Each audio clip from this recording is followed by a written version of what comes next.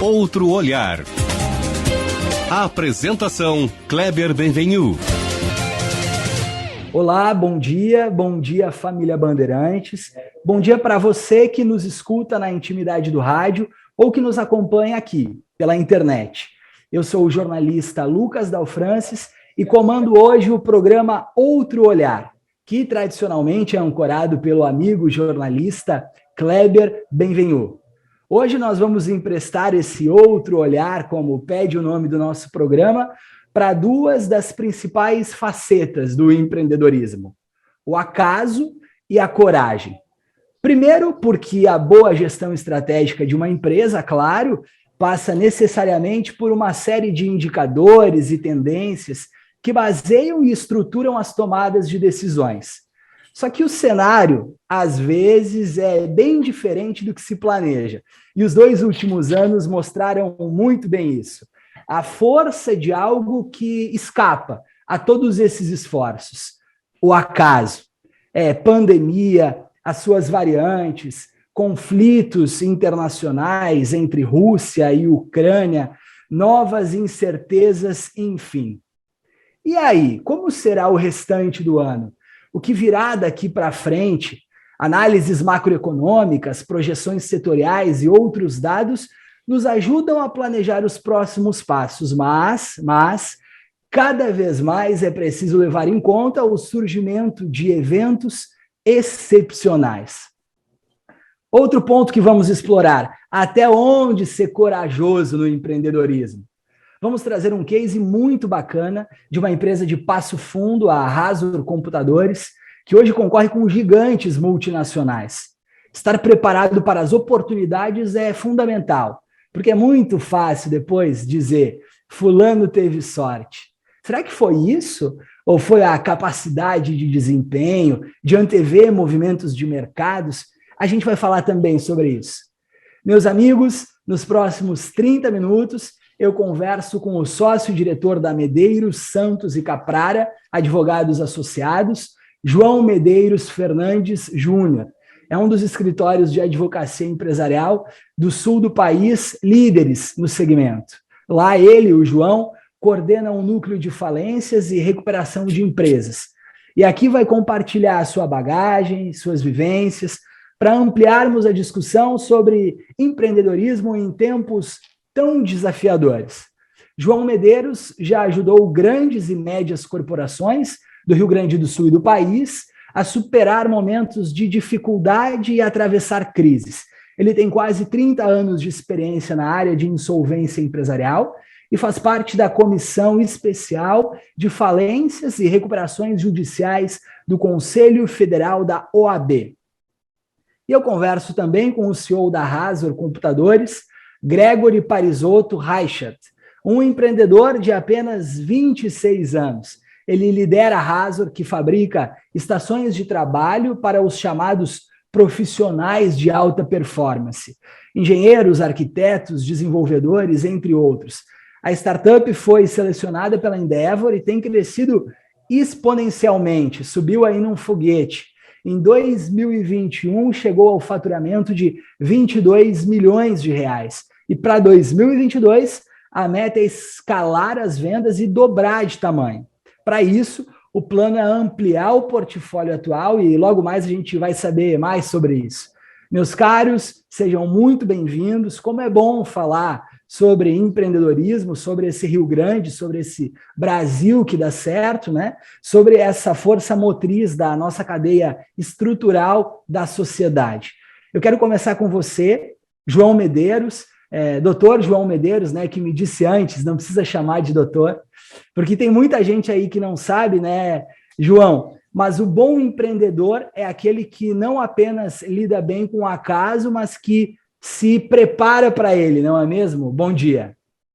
Muito bom dia, Lucas. É uma satisfação estar aqui hoje com vocês. Muito bom dia, Gregory.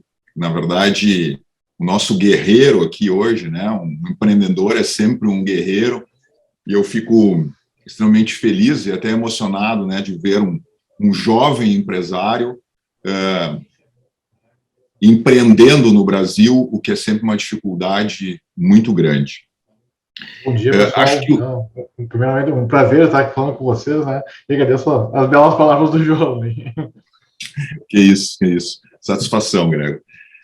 Não, Lucas, eu acho que um pouco até do convite aí, a minha participação nesse programa de hoje, se deve a um artigo que eu escrevi, que saiu recentemente no Jornal do Comércio e em outros veículos de imprensa, comentando exatamente sobre o acaso, né? Acho que todo empresário que se presta, né, um bom empresário que realmente tem este olhar profissional sobre o que está fazendo, ele costuma estar muito atento aos números. Deveriam, ao menos, estar atentos aos números, entendendo realmente o seu negócio e o posicionamento do seu negócio no mercado. A gente vê aí cada vez mais empresas que trazem uma inovação, tendo um crescimento exponencial, o que é extremamente salutar para o nosso mercado, mas muitas vezes, e isso eu falo evidentemente da minha experiência, né, nessa área de insolvência, na área de reestruturação de empresas, que muitas vezes os empresários não estão tão atentos assim à sua realidade, ao seu mercado, às margens do seu negócio, à sua capacidade de geração de fluxo de caixa, o custo efetivo, né, do capital para efetivamente empreender. E isso, juntamente com outros fatores externos, e aqui nós tivemos um brutal, né, que foi realmente extremamente impactante, não só no Brasil, mas no mundo, que foi a pandemia, que nós nos vimos no início ali de 2020 surpreendidos e que acabou nos enclausurando dentro de casa, um elemento extremamente novo para todos nós, né, trazendo efetivamente amarras a vários tipos de negócio. E neste momento, os empresários tiveram que efetivamente se valer das ferramentas que tinham para que pudessem efetivamente dar a volta por cima. Mas vários fatores, né? Então, nós tivemos a pandemia, quando a questão parecia dar uma arrefecida, nós tivemos uma nova variante, enfim, uma série de situações novas que foram surgindo a todo tempo. Agora, recentemente, o conflito entre Rússia e Ucrânia, que não nos impacta de uma maneira tão forte como a pandemia, mas efetivamente gera impactos importantes. Então, acho que o grande dever de casa de todo empresário é efetivamente estar atento, né? Eu sempre traço um paralelo muito grande com a medicina, né? Acho que é importante, mesmo que nós tenhamos uma boa saúde, que nós aparentemos, né, estarmos saudáveis, nós devemos fazer exames de rotina, nós devemos estar monitorando determinados aspectos da nossa saúde para que nós possamos efetivamente saber quais serão os próximos passos e para que possamos realmente atacar o quanto antes quando nós tivermos alguma doença. E com o empresário, a mesma coisa, né? Esse monitoramento constante se faz extremamente importante. Eu vejo, e é muito comum, né, tu fizesse uma referência ali no início de que nós participamos de alguns casos de grandes e médias empresas, mas eu corrijo também de pequenas empresas, né? É comum nós sermos consultados no dia a dia por pequenos empreendimentos em que nós vemos que não só o pequeno, como o médio e muitas vezes o grande, quando estão efetivamente num período de crise, estão porque não fizeram o dever de casa, estão porque não tinham mecanismos de diagnóstico constante do seu negócio e nas diversas esferas, né? Então, o que a gente vê, e aí puxando mais além para o meu assado, né, dentro de um período de crise, e é muito comum hoje na mídia, né, as recuperações judiciais, enfim. Por que grande parte das recuperações judiciais não dão certo? Elas não dão certo porque o empresário não tomou as cautelas com antecedência. Ele geralmente chega a um processo de reestruturação judicial quando ele não teve a capacidade né? Ou até mesmo não teve a coragem de poder examinar o seu negócio de uma maneira mais efetiva. Então, ele chega já num estágio mais avançado, novamente aí fazendo um paralelo com a medicina, no estágio bem mais avançado da doença, né? Muitas vezes ele vai precisar de um remédio de recuperação judicial quando ele já chegou num default da sua atividade. Então, o mais importante de tudo isso é que o empresário tenha esta consciência, né, daquele organismo vivo que é a sua empresa e que ele consiga, no decorrer do seu dia a dia, além da necessidade de captação, da parte comercial, da parte informática, da parte financeira, enfim, mas que ele tenha efetivamente um gerenciamento muito grande do seu negócio. João, tu falou aí de gerenciamento de negócio e de pronto eu falo com o Gregory sobre empreendedorismo. Gregory, para quem deseja empreender e tem medo ou falta de inspiração, sobre isso agora que eu quero te ouvir um pouco. A Razor começou em uma garagem, né? Literalmente. E hoje concorre aí com empresas grandes como Dell, HP, a Apple. Parece uma luta quase, né, entre Davi e Golias. Como é enfrentar esses players tão consolidados no mercado? Assim, a cliente falou, a Razor nasceu da garagem de casa, né? Então não tinha nada, não tinha um patrimônio familiar para me abastecer, para ajudar a criar uma startup do nada. Então a empresa cresceu muito no bootstrap, né? na criação própria, assim. E uma frase que eu gosto muito, né? Uma frase que, inclusive, acho que o Steve Jobs falou essa frase, é que tudo que está ao nosso redor, né, por mais grande que seja, foi feito por alguém, né? E esse alguém não é maior e não é melhor que a gente. Então, eu acredito que se a pessoa quer abrir um negócio, quer fazer uma coisa assim, ela tem que ter muita dedicação, tem que ter muita vontade e principalmente persistência, né?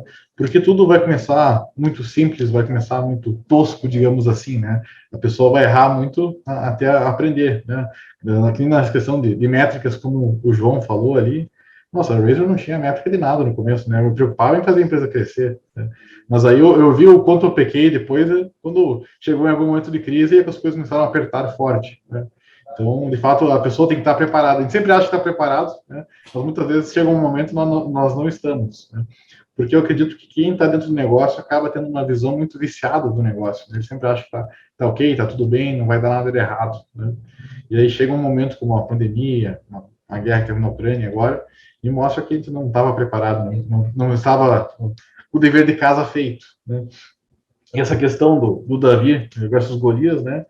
É muito isso que a gente enfrenta hoje, né? Hoje a gente bate empresas como a Dell, HP, Lenovo e muitas outras, né? Para ter noção, a Dell hoje fatura o que a Razor fatura em questão de 2 horas, né? Apesar de 20 milhões ser um valor grande, né? Para uma empresa desse porte, não é nada ainda, né? E o que a gente encontrou foi um nicho, né? A gente encontrou uma área dentro dessa parte de computação que não era atendida por esses grandes players, né? Na Razor nasceu, na verdade, como uma assistência técnica, né? Eu era mecreiro, eu fazia assistência técnica, formatação, editava computador, esse tipo de coisa, né? Até quando eu abri o negócio, eu imprimi uma folha 4, né? Botei ele fazer formatação por R$50, tipo de coisa assim, e distribuí na avenida inteira aqui de Passo Fundo, né? E aí, com o tempo, o negócio foi crescendo, foi atingindo mais familiares, mais conhecidos, empresas, e resolvi criar uma pequena assistência técnica, uma sede física, né? E aí, com essa sede física, a gente começou a vender uma que outra máquina, e apesar de, na época, quando abri a empresa, eu tinha 18 anos, né? Quase uma loucura abrir uma empresa com 18 anos, né? É aquela coisa, quando você é muito jovem, você é muito corajoso, né? Isso te permite fazer algumas coisas muito grandiosas ou muito estúpidas, né? E Verdade. acabei fazendo a empresa e a gente começou a vender essas máquinas e tal. E aí eu vi que eu tinha esse conhecimento, eu sabia montar computadores, desde lá, meus 10, 9 anos já mexia com isso, já estraguei muita coisa para aprender a mexer, né? E a gente começou a montar, na época, máquina para jogos, né? A gente criou na época eu fiz um pitch, uma apresentação para o meu irmão e hoje sócio também, que é o André, para ele investir R$5.000 na empresa para ele fazer o nosso e-commerce, né? Para fazer um site. E até lá na época, na nossa inocência, a gente pensou, vai vender para a região, vai vender Porto Alegre, Marau, Canoas, né? Essas regiões aqui, né? Nosso .com.br é .br, né? É Brasil. E aí a gente começou a vender computadores para jogos para o Brasil inteiro, né? Para o Acre, para Minas Gerais, São Paulo. E só que a gente viu que o nosso principal diferencial na época, que era ter uma venda muito consultiva, ter um atendimento melhor, né? Fazer um computador específico para a demanda que aquela pessoa tinha. Tipo, por exemplo, quero jogar um GTA V, quero jogar um LoL, né? Fazer uma máquina para esse uso.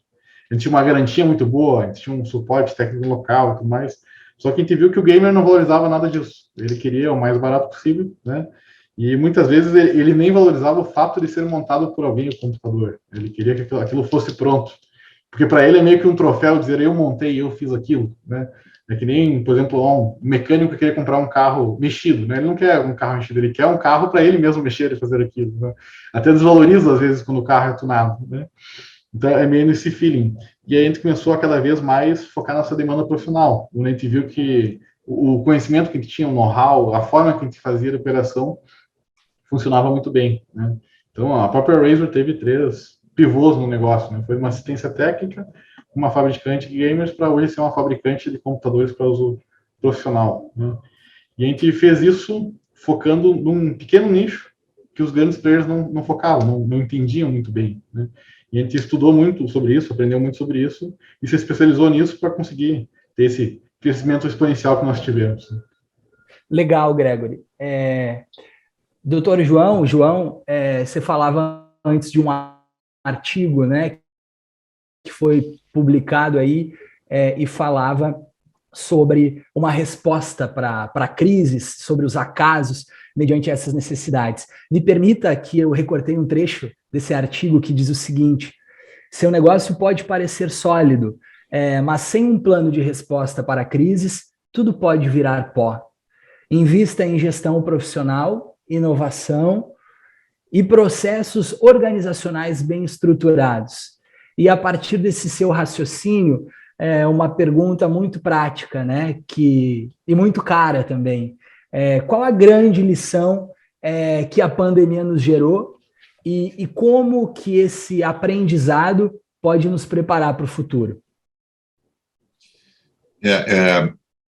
Eu acho que o grande fator, né, que foi muito importante como uma escola para nós, a pandemia, foi efetivamente dos empresários, né, e vamos lá, né, ouvindo a história do Gregory, né, todo visionário, todo empreendedor, né, ele que tem essa visão empreendedora, ele não nasceu um empresário, ele não nasceu um administrador, ele se forma ao longo do caminho, né? Então, boas ideias, todo o seu empreendedorismo, o Gregor referiu aí para nós, o que é extremamente salutar, mas como ele mesmo disse, ele não tinha o conhecimento necessário, né, para gerir, para administrar o seu negócio, ele foi adquirindo isso ao tempo, provavelmente valendo de profissionais, né, do mercado, de uma determinada assessoria, enfim, e esse é o grande fator, né? Eu acho que empreender não é uma tarefa tão simples, é uma tarefa que requer conhecimento específico em relação à administração, ao gerenciamento do próprio negócio. Pontuando essa fala do João, né? De fato, né? Os nossos professores no negócio aqui foram os consultores que ele tinha, né? A gente sempre chegava num desafio novo, né? Chegava até um certo tamanho, não entendia nada de contabilidade, precisava aprender a contabilidade, contratava um consultor muito bom e tentava sugar ao máximo daquele profissional o conhecimento dele para conseguir entender sobre isso, né? Depois, consultor financeiro, consultor de RH, consultor de TI, e tudo isso, e cada vez mais a gente buscava essas pessoas para conseguir aprender e colocar isso no negócio, né? Porque, como o Bento colocou, né, tudo surge de uma ideia, né? A pessoa não tem o conhecimento necessário, não sabe como executar tudo, né? E então ela tem que ir atrás de pessoas que tenham esse conhecimento, que tenham essa consultoria para dar essa aula. E como tu referiste antes, né, na verdade, vocês foram encontrando, né, determinados nichos de mercado, né? Então, e este nicho, hoje, ele é daqui mais um tempo ele não é mais um nicho, é outro, e o empresário tem que efetivamente estar, né, visualizando o mercado como um todo, para que ele possa, obviamente, como eu disse, né, amparado com o diagnóstico, com a informação da sua consultoria, né, da análise efetivamente do seu negócio, ele estar sempre atento para que ele possa fazer esses movimentos que têm que ser rápidos, né, e principalmente em momentos de crise. Ô, João, tu fez agora um gancho muito importante. Me permite, Gregory, que eu quero fazer uma pergunta sobre isso. Quando a gente fala aí de um mercado que ele é mutável, né, e de uma empresa que ao longo do curso da sua história precisa se reinventar, a gente também precisa de parceiros, né? E vocês aí, Gregory, eu vi que tem uma meta audaciosa para continuar crescendo, né? E para isso, a gente sabe que o capital faz toda a diferença. Vocês se abriram recentemente aí para uma rodada de investimentos com o objetivo de captar 5 milhões de reais. Qual que é o objetivo dessa iniciativa e como está sendo a adesão dos investidores? E essa pergunta também para a gente conseguir inspirar a nossa audiência, porque eu sei que tem muita gente que nos escuta que é um público investidor ou, do outro lado, é um público que está liderando startups. Eu acredito que nunca na história desse país a gente teve tanto acesso a capital, né, capital de risco, capital de inovação, né? Tanto que o Brasil agora é um dos países que está liderando em quantidade de empresas unicórnios, né, aquelas empresas que valem mais de $1 bilhão. E existem muitas teses que às vezes são difíceis de conseguir, por exemplo, com venture capital, com capital de risco tradicional, né? Porque no Brasil se vê muito investimento em SaaS, né, que é aquele software como serviço, que é aquela ideia de, por exemplo, lá um Netflix, um Spotify, né, onde eu tenho acesso ao software pagando uma mensalidade, né? Isso existe tanto no pessoa física quanto para empresas, né? E isso é investido muito no Brasil, mas eu acredito que falta muito investimento em empresas mais tangíveis, mais físicas, assim, né? Principalmente hardware, esse tipo de coisa assim, né? Então, por exemplo, a própria Razor, a gente tentou bater inúmeras portas de fundos, né? E no Brasil a gente não encontrou muitos fundos que tivessem interesse em investir em nós, né? Mas a gente sabe que o nosso negócio é muito bom, a gente sabe que tem um potencial, a gente vem mostrando isso já há 7, 8 anos, a gente sabe que existe um mercado muito bom, né? E a forma que a gente encontrou, que é uma forma argumentada pela CVM, foi o Equity Crowdfunding, né? Que é a ideia meio de quase fazer uma vaquinha, né? Em vez de eu pegar um investimento grande com algum fundo, eu diluo isso entre várias pessoas físicas ou jurídicas, né? Então a gente abriu essa captação ali em dezembro, meados de janeiro ali, e no começo foi bastante sofrido. Foi bem difícil para conseguir, porque aquele negócio, festa vazia, ninguém quer entrar, né? Aí quando tá cheio, todo mundo quer participar. E a gente também não tinha... Mas já tá, o Gregory, já está quase nos 5 milhões ou está muito longe? Já está quase, a gente está em 4,6 nesse momento. Então, a gente falta 400 mil só para atingir. Está dando certo, hein, João? Olha aí, Lucas, aí a oportunidade aí, agora falta só os teus 400 agora aí. E quem quiser investir a partir de 5 mil, dá para investir na Razor, né? Não é nada absurdo, né? Claro, e esse é um tipo de investimento muito novo no mercado, né? É um investimento que tem um risco envolvido muito grande, né? A própria CVM, por lei, não permite que a pessoa invista mais de 10% do seu patrimônio pessoal, né? Para a pessoa não sair a louca vendendo apartamento e investindo, que nem acontece muito em pirâmides financeiras, né? Para a pessoa não vir depois querer cobrar do empreendedor caso dê algo errado também, né? Então, as pessoas podem investir 5, 10, 15 mil reais, né? E existe um risco, claro, da empresa falir e não ter nenhum retorno financeiro, mas o risco também ele é meramente financeiro, né? Não é como, por exemplo, eu vou fundar uma empresa com um amigo. Se eu estou no contrato social, depois vem a falência, ele vai vir todas as carteiras fiscal, vai vir trabalhista, tudo mais. Então, o que eu posso perder se eu tiver no contrato social da empresa é muito mais do que eu investir. Eu posso investir 5 e perder 100. Né? E nesse modelo de negócio, eu vou investir 5, no máximo que eu vou perder são 5 mil reais. Né? E aí, se a empresa continuar crescendo, continuar duplicando o tamanho, quem investir pode ganhar, às vezes, 10 vezes, uma questão de 4, 5 anos. Né? Mas, claro, é um investimento que envolve muito risco. Né? Mas é uma modalidade de investimento muito legal, porque ele permite modelos de negócio não tradicionais. Né? Então, modelos que não são ainda testados, que não têm tanta aderência no mercado tradicional, acabam conseguindo se financiar através de pessoas físicas e jurídicas que queiram apostar naquele negócio, que queiram fazer esse investimento aí e curtam a ideia também. Né? E é muito legal essa questão também de comunidade. Né? Hoje a gente tem na empresa mais de 500 investidores com essa última rodada, e todo esse pessoal ele quer ajudar, eles querem de alguma forma fazer, sei lá, uma ponte com alguém que quer comprar, eles conhecem alguém que pode investir na empresa, eles conhecem alguém que pode vender algum produto. Então é muito legal ter todo esse pessoal também apoiando a empresa, né? Então, esse espírito amplia o teu networking orgânico, né? Com certeza. Ô João, já que a gente está falando aí de uma história de sucesso, quero ouvir de ti o que as empresas realmente sólidas possuem, né? E que papel tem a gestão nisso? E se você tivesse uma dica aí para dar para os empreendedores que estão nos ouvindo, a partir de toda a tua carreira e bagagem, qual seria essa dica? Olha, a dica é conheçam o seu negócio. Acho que esse é o principal, né? Monitorem diariamente o seu negócio. Não há como fugir disso, tá? Isso é muito comum, tá, Lucas e Gregory? Nós vermos empresas que nós não imaginamos, né, que cresceram por muito tempo, por muitos anos, inclusive, e nós vamos ver e a organização interna dessa empresa é precária. Eles não conhecem os próprios números, não conhecem sua realidade. Chega a ser triste até dizer isso, mas nós enfrentamos situações e no dia a dia identificamos empresas nessas condições, né, que não realmente houve um crescimento, o mercado vai andando, as coisas, né, vão girando normalmente, mas eles não estão preparados para que haja uma alteração do rumo no meio do caminho.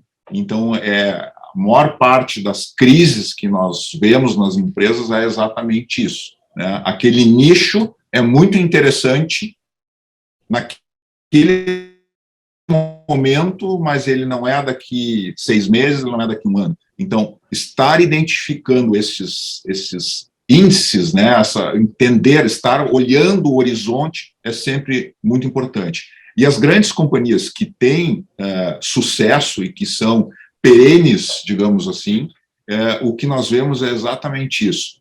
Primeiro, né, acho que o grande problema é capital de giro no Brasil, que é caro, né, estamos vendo aí algumas modalidades, principalmente com startups, enfim, que vem num ritmo, uma toada de inovação muito grande. Isso é mais possível, né, esse tipo de captação que o Gregor referiu, mas num todo, para o pequeno, para o médio empresário, de empresas normais, nós temos um custo alto financeiro e um negócio, muitas vezes, embora empresas tenham um EBITDA interessante, às vezes não é feita uma análise do seu fluxo financeiro. Sim. E da necessidade de capital de giro, enfim, é uma série de variáveis que tem que ser devidamente analisadas, estarem, como eu disse, sendo monitoradas constantemente. Eu colocaria 2 pontos aqui, né? Eu acho que hoje não basta ter mais só ter indicadores internos, precisa ter externos também, precisa saber o que a concorrência está fazendo, né? Para sempre tentar estar um passo à frente ou em conjunto, né? E o segundo ponto, essa questão do capital de giro, né? Eu não relevava a importância disso no passado, né? Mas hoje eu vejo que faturamento é arrogância, né? E capital de giro é o rei, né? Fluxo de caixa que manda na empresa. Então, muitas empresas hoje... Excelente raciocínio, hein, Gregory? Como é que é? O capital de giro é o rei... Então, o fluxo de caixa é rei, né? E faturamento é só arrogância, né? Querer ter um número maior, né? Excelente. Isso aí. O que importa para a tranquilidade da empresa é ter um bom capital de giro, ter um bom fluxo de caixa ali, né? Porque é isso que mantém a empresa viva, né? A empresa pode ser mega lucrativa, mas se ela não tem o fluxo de caixa para manter ela viva, ela vai acabar, infelizmente, indo à falência ou uma recuperação judicial, né? E aí vira cliente do João, né? Não, mas o ideal aqui para você... Meus clientes não chegam nesse estágio, eles estão já...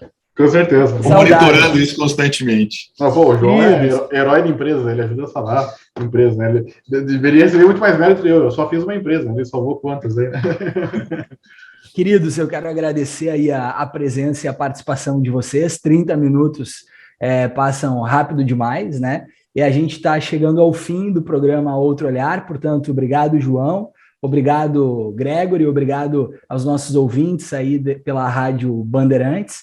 O programa Outro Olhar é produzido pelos jornalistas Cassiane Osório e João Vargas, sob a coordenação da Critério, resultado em opinião pública. Obrigado a todos pela companhia, um ótimo fim de semana e a gente volta na semana que vem com o amigo Kleber Benvenu. Até mais, obrigado.